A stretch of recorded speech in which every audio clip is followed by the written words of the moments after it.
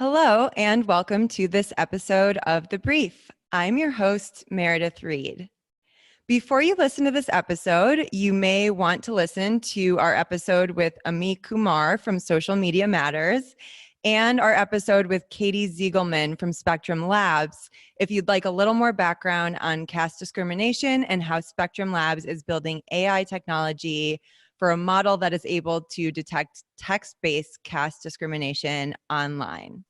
So I'm here today with Beena Pallical, General Secretary at the NCDHR, the National Campaign on Dalit Human Rights, based in New Delhi. Today, Beena is going to give us a better understanding of where caste discrimination comes from and what it looks like in the real world, so we can have a better understanding of why it's so important to detect caste discrimination in the written conversations that people are having online. Welcome, Beena. Hi. Thank you for being here. So I was hoping you could start by giving us some background on the caste system. What is it and where does it come from? So I think the caste system is a very unique system that probably started off in South Asia. So it's not only prevalent in India, but it's prevalent in the 5 countries of India and all the people who have moved away, the diaspora that have moved away from these 5 countries in South Asia. It's basically a system that was started based on different people are divided based on the jobs that they do. So, for example, the highest, the person on the topmost layer are the Brahmins, and they're the people who are actually become the priests of the temples. The second level is the Kshatriyas, or they're the ones who are in the army, they're the ones who are the protectors. And then you have the Vaishya, who are the businessmen. And below the Vaishya, you have Shudra, who are the people who are artisans, who sort of make, things with iron and stuff. But outside of the system lie a group of people who are the untouchables, formerly known as untouchables, who are called Dalits. That's a name that we as the community have adopted for ourselves. We are untouchable, meaning the 4 castes above us cannot touch us. So they will not eat with us. They will not, sit next to us. In earlier days, even if our shadows fell on them, they would actually go and wash themselves. They had to wash themselves to get rid of the whole idea of this caste system is then made part of the religion. So the Hindu religion has sanctioned the whole system, and many people believe it. Now, you might ask me, in today's age, who follows these systems, right? Who follows these systems of everything in India is based on caste. If you look at the ways the jobs are, if you look at who are the businessmen, if you look at who are the temple priests, they're all from one particular caste. Just to give you an example, if you take a random example of looking at how many people are heading, corporations in this country who are from the Dalit community, it's very less. How many people are in the editorial board of media? It's almost 0 to nil. So we are saying that 25%, this is both Dalits as well as the indigenous population of the country. If you put both together, it's about 25% of 1.2 billion people. So that's a huge number. So just by seeing the statistics, and if we look at that, the people from the Dalit community were not allowed to actually get an education. So we're almost 50 years behind a lot of other castes because we were not allowed to go to schools. We were not allowed. Even today, we have children who are from the Dalit caste cannot sit together or mingle together with other students.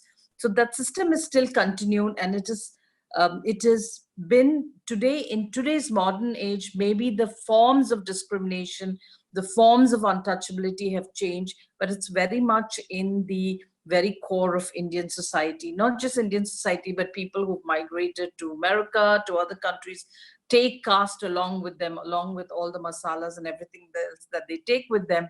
They also take caste with them.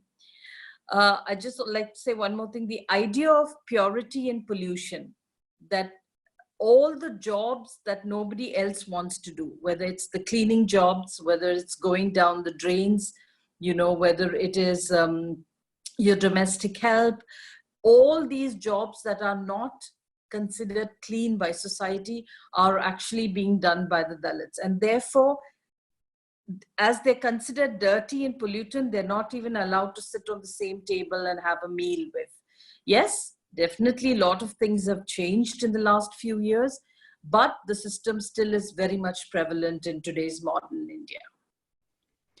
So I'm interested in hearing more about your personal experience as growing up, being born as part of the Dalit caste. Could you tell us a little bit more about any sort of discrimination that you experienced growing up?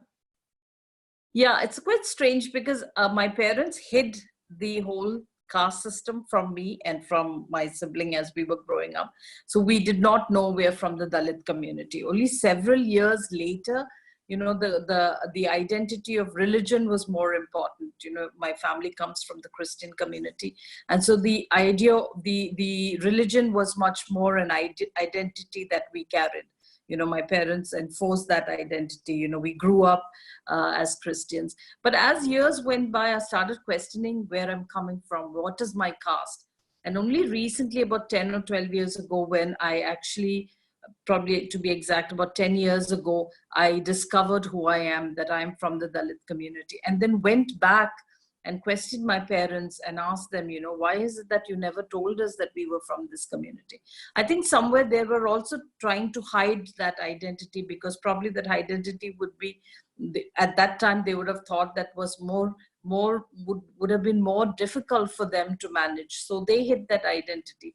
But when I trace back of where I'm coming from, many stories that we were not told as children were told. Then my parents related to me, like how my grandparents were, not allowed to go into tea shop to drink tea because, they were from the Dalit community. But coming back to my experience as a Dalit, I remember going to, when I first moved to Delhi. Delhi is the capital city of India. When I moved to Delhi and I was looking out for apartments to rent, they wouldn't give apartments because when they knew that, I was from the Dalit community. It's very difficult for Dalits, especially if you declare upfront that you're from the community, it's difficult to get an apartment to rent, sorry. Many times they, many people ask me, how come you're speaking English so good? Because you're from the Dalit community. And so we have this picture in our mind that as Dalits, they should be uneducated, they should be cleaning, they should be, picking up garbage outside your house, but not actually sitting and probably having a conversation like this on the brief. So I think this itself, even them thinking that somebody from this community can actually speak English and can have a conversation is discriminatory. So I came to know my identity fairly late in my life, but several of my sisters who are, also born like me as Dalits, but who are facing discrimination, specifically women face much, much more greater marginalization as women because of their caste, because of their class, and because of their gender.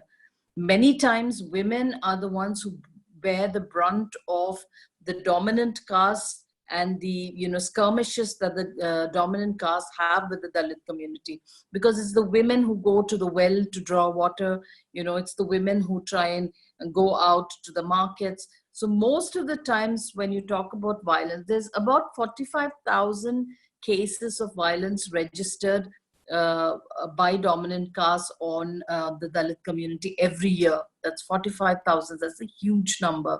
Out of that, almost about 5,000 rapes. So things like rape, violence on Dalit women are used by the community, to settle scores, to ensure that they, to silence themselves. Many times there's backlash violence on many of these women. It's because if they, see, for a long time, we are not, as traditionally as Dalits, we never owned land. We never owned land because we were never allowed to own land. So the traditional occupation for many, other than doing the cleaning work, is also working as laborers on somebody else's land. But the moment that as a community, when there's an upward mobility, when communities decide that we don't want to work tomorrow as laborers, we want our children to get educated and, move ahead, that is when there is a backlash violence, that people say, hey, you're supposed to be working on my fields, not getting an education and moving on to have your own, entrepreneurships, or moving on to become teachers and doctors and engineers. And that is when there is so much of anger within the community. There is somebody called Dr. Babasaheb Ambedkar, who has drafted the Constitution. And he was one of the first few members from the Dalit community who actually moved ahead and went to studied at Columbia University, and then went on to draft the Constitution. So even the Constitution is written by a Dalit person at a time when very few Dalits were even allowed to go to school. So there are several, good models, but I think when we look at the community in general, we can still see that the same patterns that existed 50 years ago are existing today in different forms. Well, and that's a very interesting point that you touched on, because I did want to mention that in 1948, I saw that the Constitution banned caste discrimination, but of course, it seems that we're still seeing these behaviors. So what do you see as the main challenges to enforcement? So I think that, I think one of the best constitutions we have in the world probably is the Constitution of India. There are several articles, there are several good laws.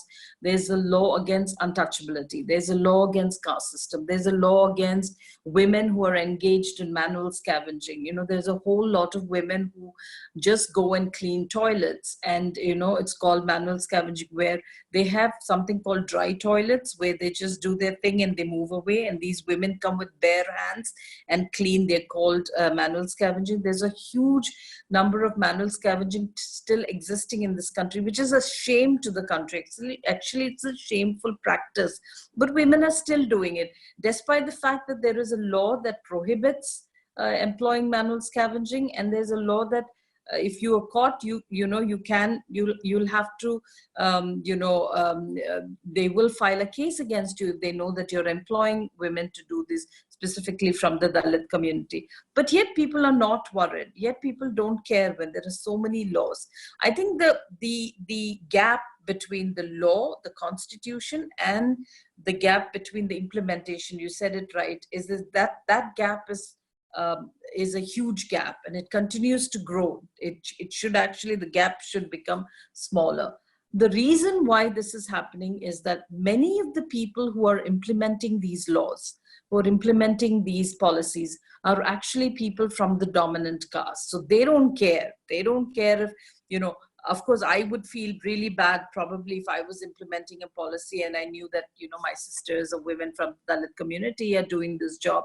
But I think somebody from the dominant caste don't really care. So one is definitely, most of the people in positions of power are, people from the dominant caste community, and therefore they do not think that it's relevant to ensure to implement these policies. So many people, including people on the streets, people, who are in government, people who are in corporations, are very casteist. They do not want to remove the system, because the system then questions the privilege that you have, the privilege that that particular person has. In order to dismantle the system of caste, you have to question your privilege, where you're coming from, what you're getting, and people don't want to do that. People don't want to give up their privilege. And so for them so therefore they continue with this practice, because it's so much more easier.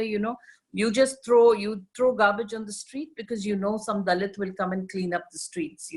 Whereas in Western countries, in other countries, people, clean up their own garbage, they pick up their own, they don't throw things on the road. But here it's okay because you know that some Dalit or some people from the indigenous community will come and clean. So I think the way to go forward is that the one thing that we look towards is justice.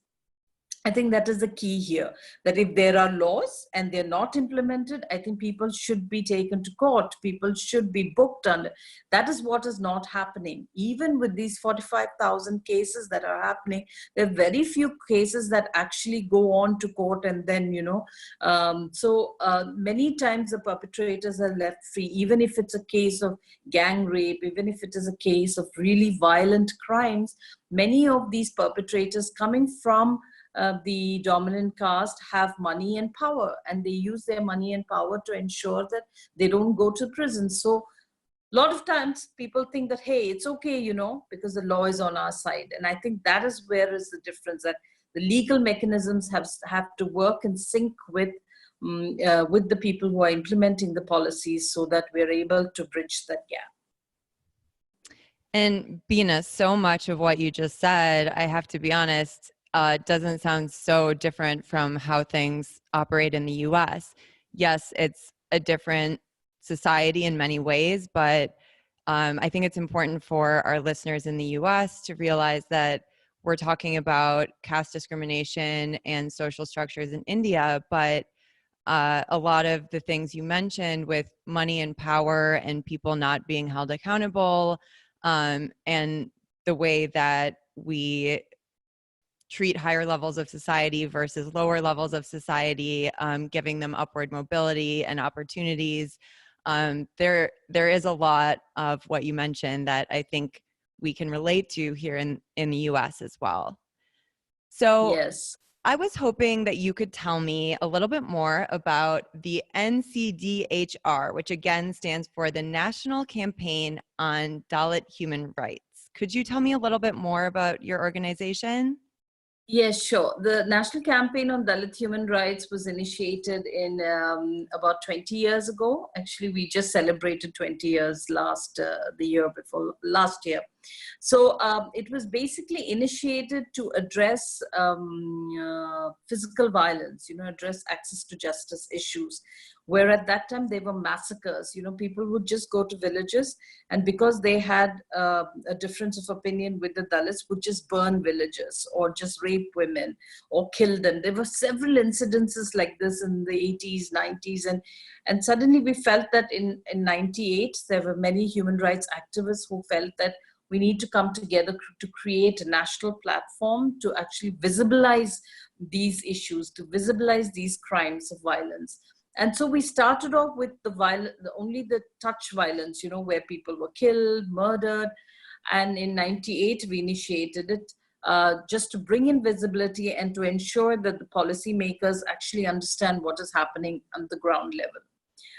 But eventually, after a few years, we realized that it is not only access to justice issues, it's not only physical violence, but it is also other aspects that we look at. For example, we can look at the economic rights, of Dalits, where there are budgetary provisions that are there in the budgets, in the federal as well as the state, but which does not go down to the communities. It's supposed to go for education, it's supposed to go for, housing, land, but really doesn't go. It's diverted, to build stadiums, it's diverted to build roads. So we realize that there are economic issues as well. We realized that during, when the tsunami struck, everybody was, worried about how many people died, But when we went to the ground, we realized that during tsunami, there were a lot of people who were not given relief and rehabilitation. And we were wondering, who are these people? When we actually did a further analysis, all the people who were left without relief and rehabilitation were people from the Dalit community.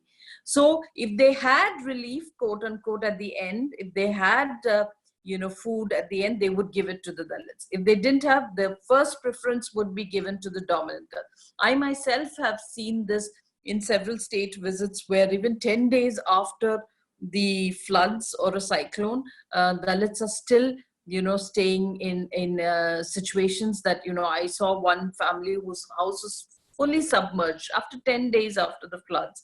They were not given relief. Yeah. So during humanitarian crisis, there is discrimination.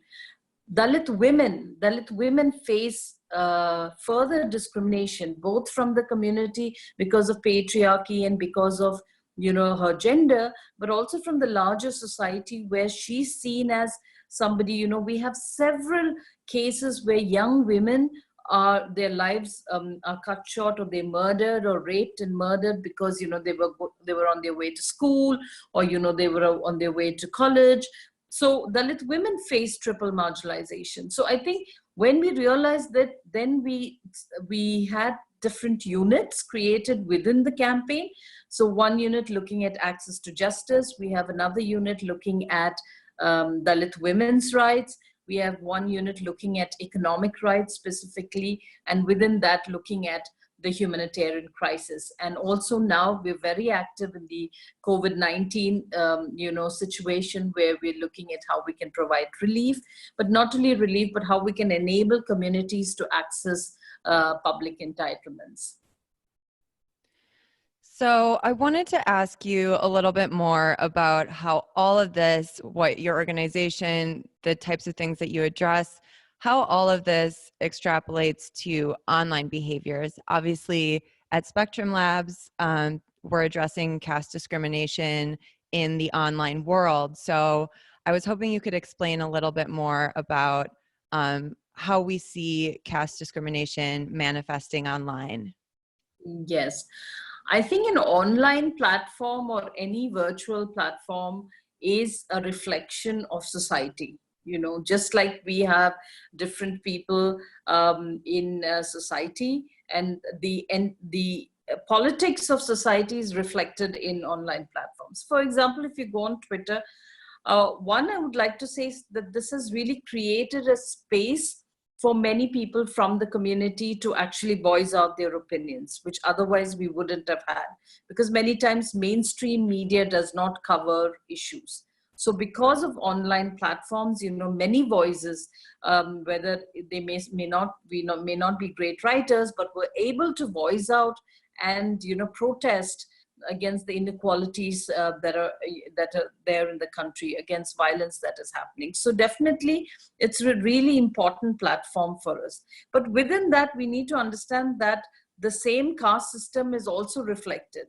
The same groups who are offline are also online. So like if there are young women protesting something, immediately somebody will call out her caste name, like for example, they will call out which caste I'm from or which subcaste I'm from, and say, hey, you, and call out the caste name and say, if you don't stop, we will rape you. This might be happening to other women as well, but they further add the caste angle to it. We have affirmative action in this country. Many of the Dalits and indigenous population are able to get, quota, get jobs, get through education, through these affirmative action policies. So many times they say, oh, you've just come here through affirmative action, so why are you here? You don't have brains. This is what you're. Many times I've seen these conversations online. So I think, and it's very easy to abuse online because you don't know who that person is. She's behind some computer, some name, may not even be the correct name, and being abusive to that person. And many times it may not even look like abuse to a common person, because if you're using just the caste name and calling somebody will say, oh, that's just a caste name, there's no big deal. But you're using that as a derogatory, as a derogatory term to actually put us down. Just like in the US, some terms that you used to use for African Americans no longer are used today, right? Similarly, these terms are also not meant to be used, but they use that. And it's very difficult. I've been working with Twitter India to see how we can look at these terms and how the systems, somewhere in the US, somewhere in any part of the world can actually address whoever is looking at that system to look at what is the abuse, how do we identify that? It's a very thin line between. But I also would like to say that despite all this anger, despite all this online abuse that is happening, calling you by caste name, and if you're a Dalit woman, further, accusing you and threats of rape, we still see that it is an important platform for us as a community to access, whether it be Twitter, whether it be Facebook, because it is giving us sort of not a level playing field, but a field to play on, I would say. Beena, I really feel like I could talk to you about this for at least an hour more. You have shared so much incredible information and really given us important context on caste discrimination. I do want to ask you one more question before we go. What would you say to people who say that the conversations they have online that involve discriminatory language, that it's just words, it doesn't mean anything? What is the impact of words that people say online? Why does this matter? Yeah, I think that, if I know that some women from the community get abused because of the color, saying that, hey, you're a black, and then use other abusive words to use that. And we forget that on the other end, there is actually a woman who's sitting and doing, sending out that tweet, or it's a human face. There's a human face at the other end. And I think sometimes we do forget that. We forget that, many times. And we also forget that the community is able to do this because for us, this is a very empowering platform, to be able to go out and voice our opinion, which we were not allowed earlier because the media mainstream media doesn't represent us. So for us, this space is important. And imagine many people, younger people, are taking their courage and actually going out onto online platforms and addressing issues. But when they face backlash like this, it may not matter to the person who's actually doing it, but the other person who's,